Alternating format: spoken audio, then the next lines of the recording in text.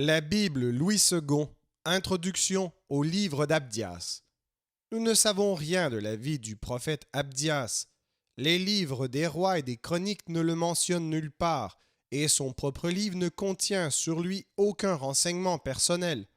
Tout au plus pouvons-nous supposer avec certitude qu'il était de la tribu de Juda, car il est surtout préoccupé de la conduite des Édomites envers Jérusalem. La tradition fait de lui un prosélyte iduméen, soit le maître d'autel d'Akab, en 1 Roi 18, verset 3, soit le troisième capitaine envoyé contre Élie en 2 Rois, chapitre 1, verset 13. Mais ce sont là de pures suppositions qui n'ont aucune valeur ou qui sont même manifestement fausses. On pourrait plutôt penser à l'identifier avec le personnage de ce nom qui fut envoyé avec plusieurs autres par Josaphat pour enseigner la loi aux villes de Juda en 2 Chroniques 17, verset 7. Seulement, on s'attendrait à ce qu'il fût appelé dans les chroniques Abdias le prophète. La prophétie d'Abdias est dirigée contre les Édomites. Ceux-ci avaient profité de l'envahissement de Juda et de la prise de Jérusalem par des armées ennemies pour se tourner contre le peuple de Dieu, aggraver ses malheurs et s'enrichir de ses dépouilles. Pour cette conduite, le prophète leur annonce qu'ils seront enveloppés dans le jugement général dont l'Éternel frappera tous les peuples païens, que Juda, rétabli dans ses possessions, sera l'instrument de leur châtiment, et que, tandis qu'ils périront comme nation, Juda deviendra le centre du règne de Dieu. Le discours prophétique d'Abdias a 3 parties. Dans la première, Abdias annonce à Édom une convocation des peuples par l'Éternel lui-même qui amènera sa ruine, versets 1 à 9. La seconde indique à ce peuple la cause du châtiment qui plane sur lui.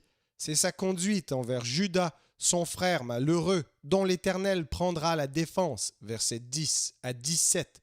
Dans la troisième partie, Abdias décrit la victoire finale de Juda sur tous ses voisins, et particulièrement sur Édom, et l'établissement sur toute la terre du règne de l'Éternel, dont Juda sera le centre, versets 18 à 21.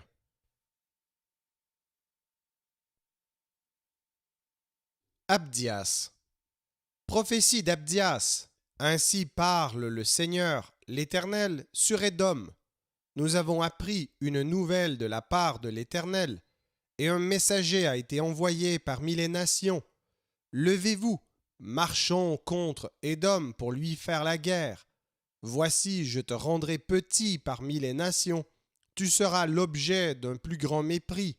L'orgueil de ton cœur t'a égaré, toi qui habites le creux des rochers, qui t'assieds sur les hauteurs et qui dis en toi-même, qui me précipitera jusqu'à terre? Quand tu placerais ton nid aussi haut que celui de l'aigle, quand tu le placerais parmi les étoiles, je t'en précipiterai, dit l'Éternel.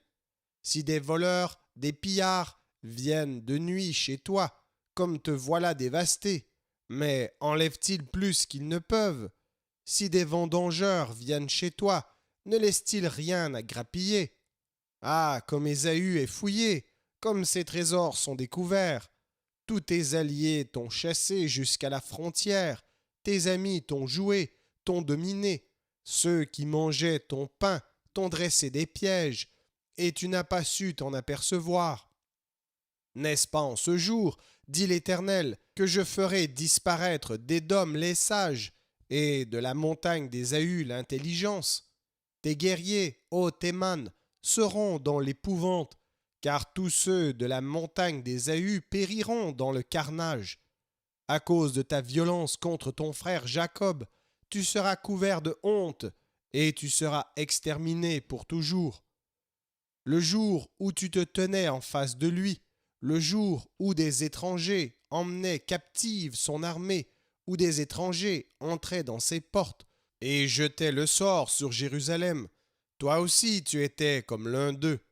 Ne repaie pas ta vue du jour de ton frère, du jour de son malheur.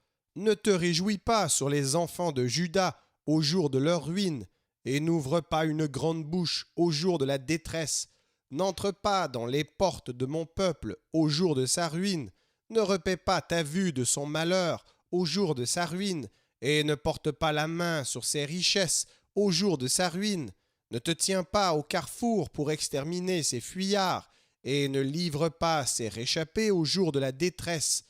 Car le jour de l'Éternel est proche, pour toutes les nations. Il te sera fait comme tu as fait. Tes œuvres retomberont sur ta tête. Car, comme vous avez bu sur ma montagne sainte, ainsi toutes les nations boiront sans cesse. Elles boiront, elles avaleront, et elles seront comme si elles n'avaient jamais été. Mais le salut sera sur la montagne de Sion. Elle sera sainte, et la montagne de Jacob reprendra ses possessions.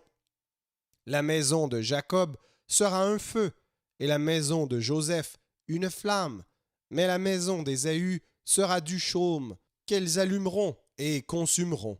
Et il ne restera rien de la maison d'Ésaü, car l'Éternel a parlé.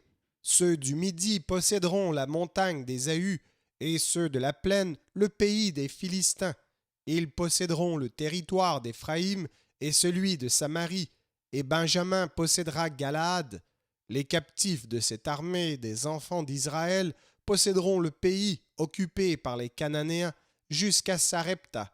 Et les captifs de Jérusalem qui sont à Sépharad posséderont les villes du Midi. Des libérateurs monteront sur la montagne de Sion pour juger la montagne d'Ésaü, et à l'Éternel appartiendra le règne. Merci d'avoir écouté cet enregistrement de la Bible. N'hésitez pas à le partager.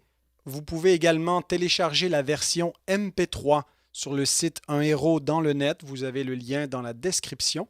En visitant notre chaîne, vous allez également trouver d'autres versions de la Bible en audio, ainsi que plusieurs ressources pour étudier la parole de Dieu. Toutes ces ressources sont mises à votre disposition gratuitement. N'hésitez pas de nous faire un don si le Seigneur vous le met à cœur en utilisant le lien qui est également dans la description. Merci encore et que Dieu vous bénisse.